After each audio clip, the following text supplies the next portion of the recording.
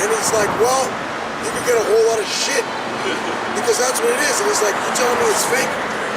And he says, it's not fake, it's a moissanite, which is not a diamond. You know, it's a real natural stone that occurs, but it's not a diamond. Yeah, fire like diamonds, they look like diamonds, but they're not diamonds. Okay? Then I'm gonna continue. It says, whether you be in the faith, prove your own selves, know ye not your own selves, how that Yahushua Mashiach is in you, except you be reprobates. Yeah.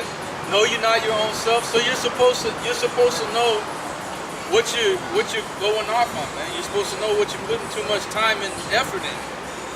Right? And the brother revealed something to me I'm glad this happened. The brother said that you called yourself a demon, man.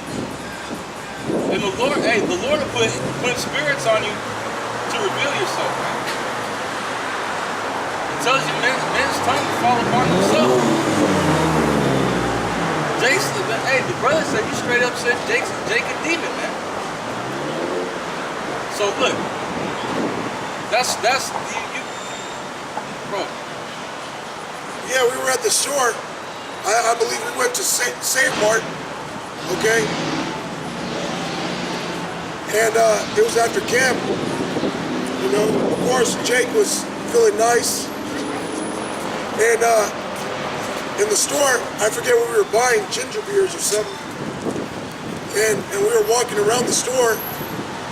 And you know, Jake having a good time cracking jokes. And you had did something, and I was like, whoa, what? And then you laughed, you giggled. The giggle you do. And then you said, Jake a demon, huh? I was like, whoa. And then you said, Jake got demons, huh? And I'm like, just pray, Lord, pray to the Lord. And you were like, Jake a demon, huh? And you kind of giggled. And I told you. 3 times? Twice. And I told you, I was like, the fuck you mean? And you know, in my mind, I wanted to curse you the fuck out, man. Okay? But I was being patient. Alright? Being patient. And it revealed itself. You know? Now I know you had demons on you because I could see it on you, man. You came to camp last week looking like fucking shit, man. You literally had fucking dirt on your face. Looked like you just woke up from the fucking hangover, man. Showing up to camp late, running down. You know we gotta do the work around this time. Here it is being the brother. Hey, because we already told you not to be late to camp for like the 3rd time. So we started camp without you. And here it is, you come running to camp. What was it, like 30 minutes in? 20 minutes in? If you late to work, if you late to work 1 minute past your 5-minute grace period, they mark you as late. They deduct points from you. You do that too many times, you won't have a job, man. Well, you did it too many times where the Lord said, you know what? To me and this brother, you're out of here. Even if you showed up. Okay? We would have just told you, hey, go do the work on your own.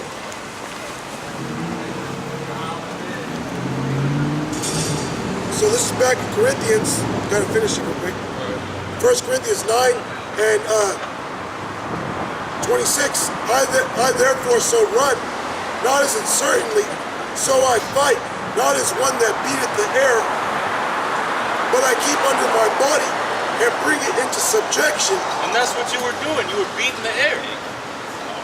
You were fighting as one that beateth the air, man. Out here at camp, when you would speak, you was just swinging wildly, beating the air. You wasn't landing no hits, man. You wasn't landing no shots.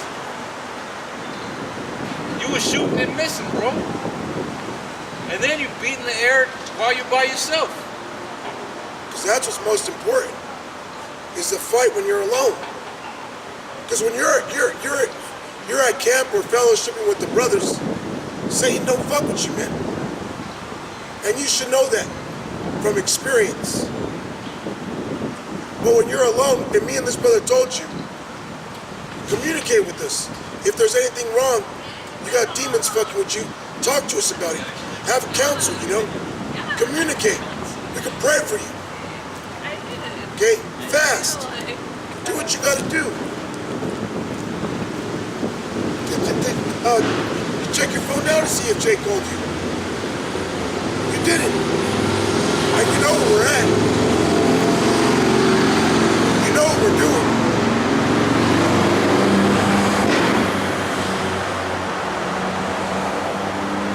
It says, but I keep under my body and bring it into subjection, lest that by any means, when I have preached to others, I myself should be a castaway. You were supposed to keep under your body, man.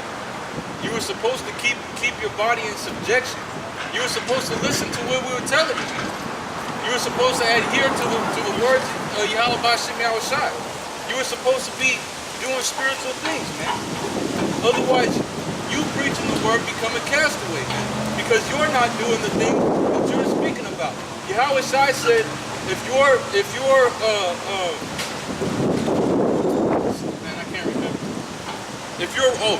your righteousness doesn't surpass the righteousness of the Pharisees, that you wouldn't make it into the kingdom. And the Pharisees were what? They were hypocrites.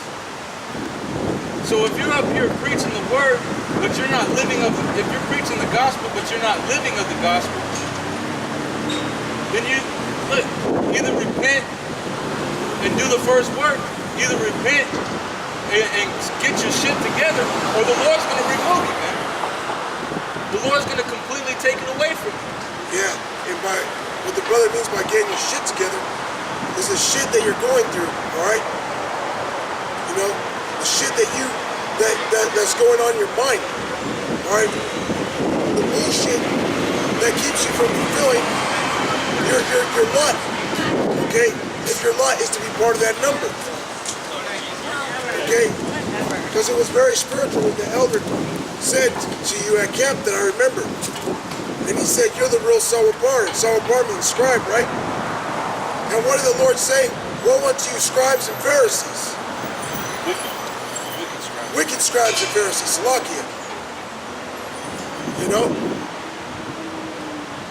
And you know, we're not gonna sit here all day talking about you. Okay? So this is Revelation chapter 2, verse 25.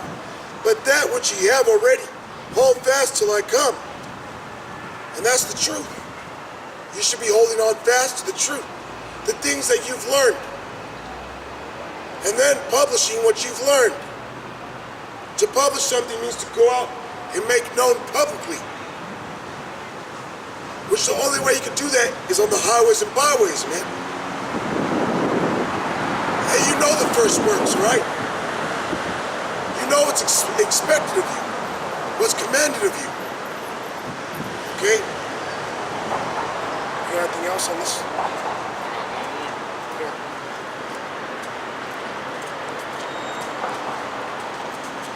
This is Luke 12 and 47. And the servant which knew his Lord's will and prepared not himself, neither did according to his will, shall be beaten with many stripes. Yeah, you knew the Lord's will, and you didn't prepare yourself. Because while you were with one of the top camps in Israel, okay, one very powerful camp of the many powerful camps, you weren't taking heed. Okay? Read again, Baba Shah. Luke 12 and 47. And the servant which knew his Lord's will and prepared not himself. You didn't prepare yourself. You knew the Lord's will. Hey, brothers, wake up. And they're eager. Alright? To please the Lord. And for that fire, for that spark to go out, in a year, 2 years, 3 years. That's, you know, that's a shame.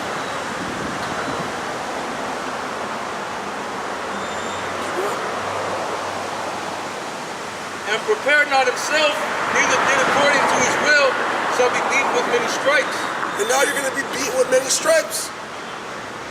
If you don't go out, if you don't continue, if you don't remember your first love, if you don't know what freed you from the bondage of this world, if you don't remember Yahweh Ba'Hashem Yahweh Shai. Now you got to be out there by yourself, man. If you even go out, and you're not going to have any brothers to help you, man. It's going to be even harder for you. It's going to be even more difficult for you now.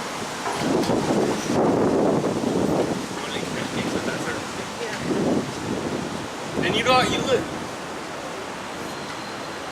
I don't know, maybe this is what you wanted the whole time, man. Maybe you're just looking for a way out. Jake didn't have to look for a way out, man. You could have just said something. You could have just said, hey, look, I can't do this no more. I'm tired of it. I don't believe. Whatever, man.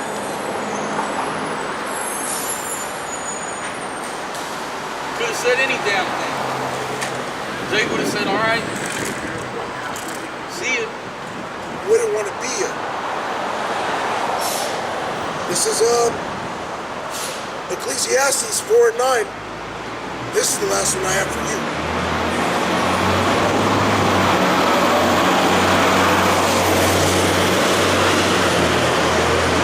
It's Ecclesiastes 4:9. It says, two are better than one, because they have a good reward for their labor. For if they fall, the one will lift up his fellow, but woe to him that is alone when he falleth, for he hath not another to help him up. Yeah, man. And we were constantly trying to help you up, man.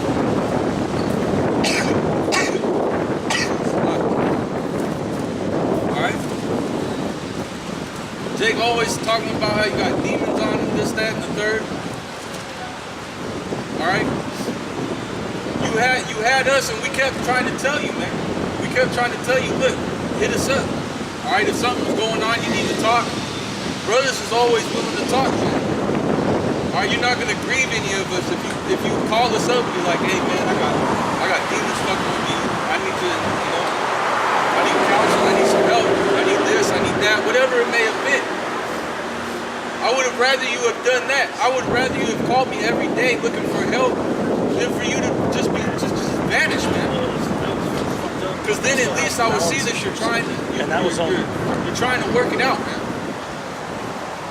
Because the demons that come with getting kicked out of a camp, it's not an easy demon to deal with, man.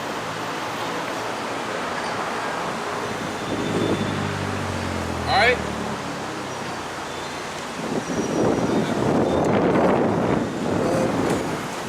Yeah, so I mean, just jump right into it.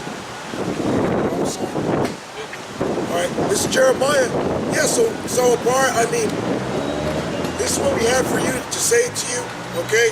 If you watch, and not just to you, but to other brothers out there, just, edifying on what you should be focusing on, on what can happen, okay? If you don't take heed to the truth, if you cast it behind your back, if you put your hand to the plow and look back, okay? Yeah, so basically, if you don't continue to go out, you already know the Lord's gonna kill you, man. And to any brothers out there that do get kicked out of a camp for whatever reason, just look, take it from us, man. It's not the end of it. Don't just roll over and die, man. And what you don't do is start talking mess about, brothers, man. Okay? Now what we're saying about you, Salpar, is all truth. Okay? We don't know if you plan to stop or plan to continue. But as of right now, what we know is you failed to communicate and you're out the camp. You gotta seek out your own salvation. Work out your own salvation with fear and trembling. Alright? And watch that video Elder Apostle Tahar did on seeking out, working out your own salvation with fear and trembling. Okay? Because if not, hey, like he said, okay, the Lord is going to kill lukewarm dudes, man.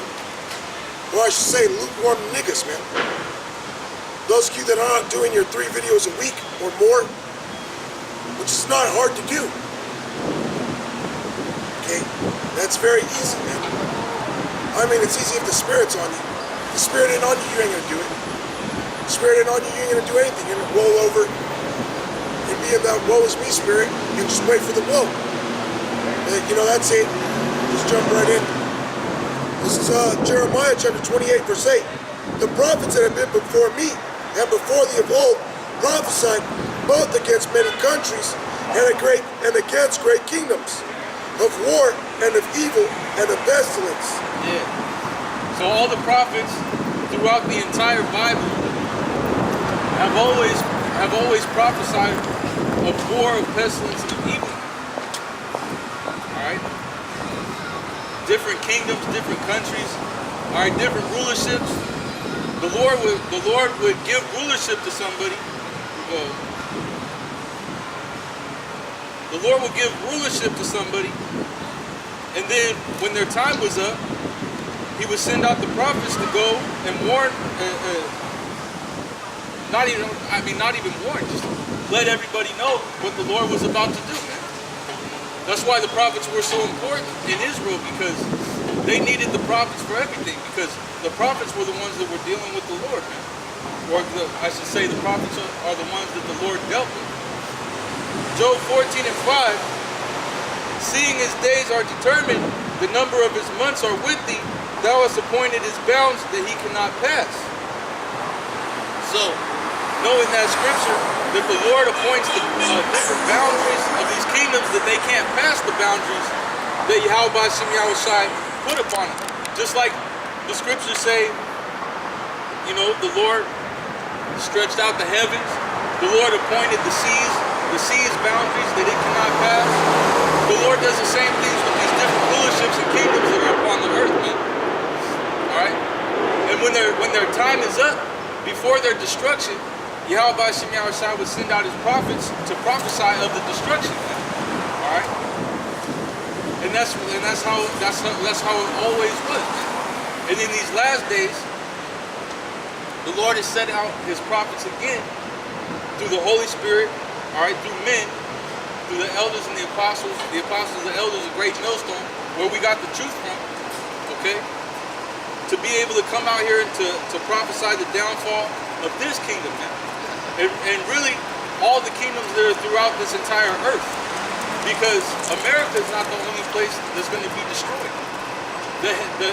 Esau's entire kingdom around the earth is going to be brought down, man. America is just going to get the heaviest judgment. America is just going to be completely destroyed. This is Job chapter 20, verse 5. Actually, I'm sorry, 4. Knowest thou not this of old, since man was placed upon earth, that the triumphing of the wicked is short? The triumphing of the wicked is short. So just like we read in Job 14 and 5, all right, the Lord appointed his bounds that he cannot pass. Now it tells you in the scriptures that a day with the Lord is 1,000 years, and 1,000 years is a day. All right, so the triumphing of the wicked, even though it may seem that the wicked have been in rulership for quite some time, well, in the eyes of the Lord, it's only a couple days, man. Oh, you want me to get that? No, first continue on with that. It's and the joy of the hypocrite, but for a moment. And the joy of the hypocrite, but for a moment. Esau's a hypocrite. All right. Because what does Esau do? Esau sets up these different judgments and these different executive orders and legislations and passes these different bills, and he wants everybody to adhere to him. He makes agreements, he makes covenants, and he wants you to honor it. But whenever he wants to, he can just rip that up, or he could find, or he'll write out the contract with a loophole or something, so that later on down the road he could be justified saying, "Oh look, because of this clause right here, well, now we get to forfeit the whole deal and we get to take all your shit. So what Esau does, man, is he can't follow his own rules, man. And he definitely can't follow the scriptures. He tells you gotta be a certain way, but he's the devil, man. He's the wicked man. All right, he'll pull you over and give you a ticket for speeding, but at the same time, he's a homosexual, man. Yep. That's why Esau's a hypocrite. Okay? Because here it is. This devil is destroying the planet. But want to talk about we need funding for green fuels, all right, for renewable resources. But this devil just walked into the restaurant and threw a cigarette on the floor. You know that cigarette goes into the ground, it pollutes the soil, okay? It gets to the air. But that's the same man that talks about, oh, global warming is killing people. Oh, we need money to help poor people.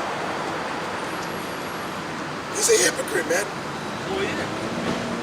Well, I mean, first of all, you want to talk about going green, and you want to talk about saving the planet and everything. This devil's the one that's making the cigarettes in the first place. He's the one that's burning these fossil fuels, man. He's the one that's fracking. And he got these other nations. Look. Yeah, actually, I'll go ahead and make it. All right, he's got these other nations involved with his madness, man. All right, with his philosophies, his ways of thinking. Because Esau is about all about. I'm in downtown right now. It says Revelation 18:3. For all nations have drunk of the wine of the wrath of her fornication. So since all these other nations, because people like to argue this, when they say like, okay, well the so-called white man is destroying the earth. And he's fracking, you got these oil rigs, polluting the air. Oh, but what about the Chinese and the Industrial Revolution? What about this country with all their oil fields and what they're doing? Hey, look at what the scripture says. Revelation 18:3, for all nations have drunk of the wine of the wrath of her fornication. So it all started with America. It started with American innovation. It started with the so-called white man. All right. That's where all this wickedness started. That's where all this idea of innovation, this idea of excess, of never having enough. You need more. Alright? Esau can't be satisfied. It says that his belly is as hell. Alright? That he is as the grave. So all nations have drunk of the wine of the wrath of her fornication, and the kings of the earth have committed fornication with her. So you Edomites have caused these other nations to go insane, man. So you Edomites are the problem. You're the ones spreading your philosophy throughout the four corners of the earth, and you've deceived all these nations, man. Yeah, you deceived them with your wine. Okay, made them believe, oh, this is how you should be.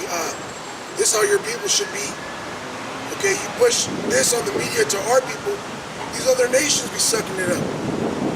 Okay, or the way you be making money, your money system, the way you trade and barter.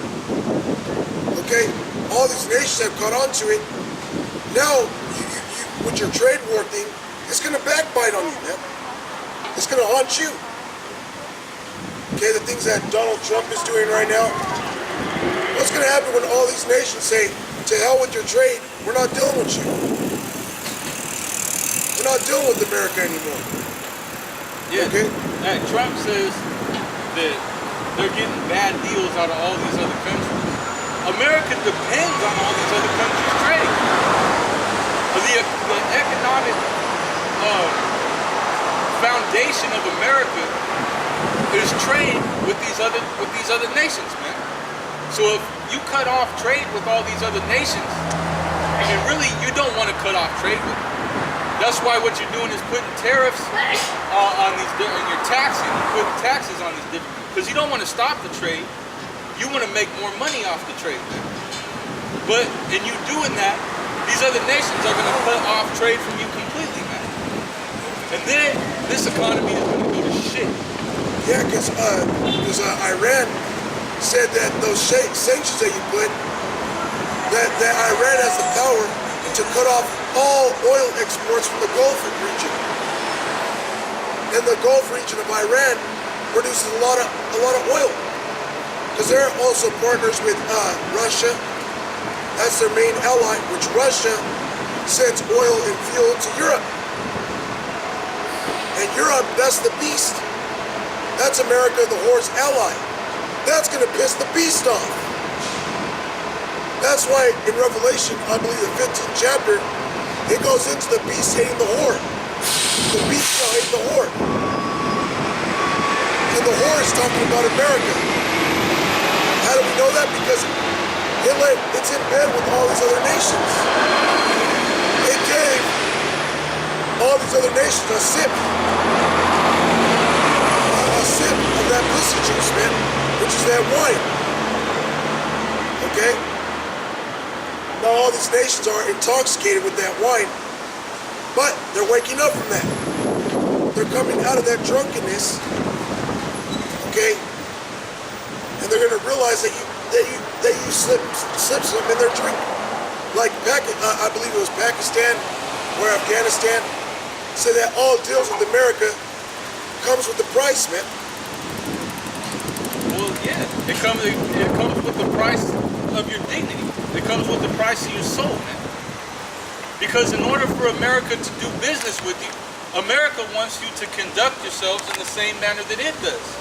America wants you to be on that same mindset, man. They want you to be on that same capitalism hype, man.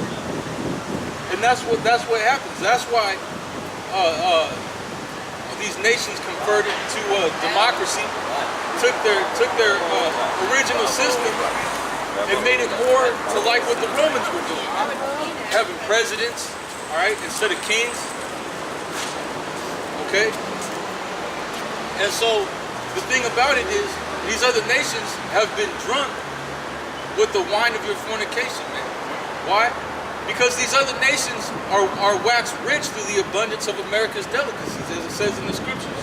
So these other nations are able to trade with America and make a whole bunch of money, man. All right, they're able to have an excessive economy. Just look at Dubai. Look at that city, Dubai. You know, a lot of people, they go to Dubai, right? And that's a modernized Arab city.